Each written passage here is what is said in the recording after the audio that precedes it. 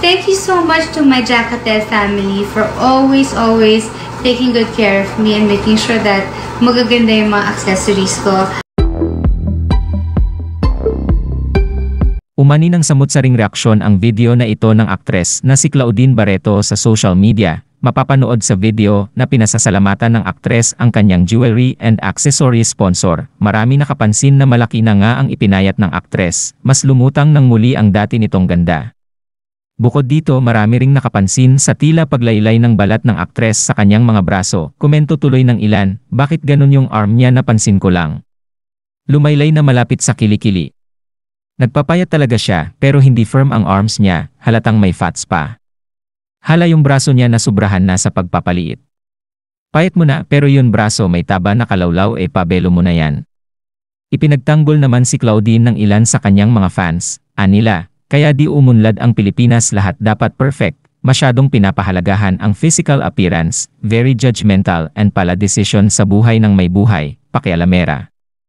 Kahit gaano kakasipag mag-exercise diyan basta natatanggal yung excess fat, kahit anong klaseng diet yan, lalawlaw yan. Di naman siguro mahirap mag-Google, just like how it's easy for you to give all your opinions about her weight loss and appearance.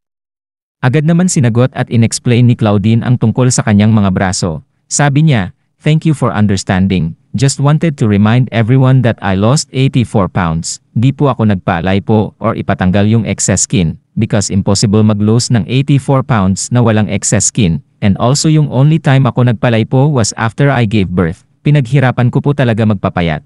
Sana klaro na po sa inyong lahat na kailangan ipalipo at ipatanggal yung excess skin. Thank God arms ko lang ang nagsag, other parts ng katawan ko di nagsag. Pasensya na po, di ako perfect, and thank you for not being judgmental."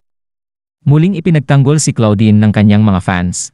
Anila, di naman dapat pinapansin ng aktres ang mga taong kulang sa kalaman, whether you lost weight through lipo or exercise or healthy foods, it's none of other people's business. Let them stay bothered.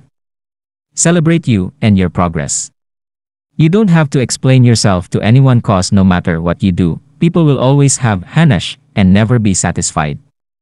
You do you, great progress. Thank you so much to my Jacatel family for always taking good care of me and making sure that magaganda yung mga accessories ko.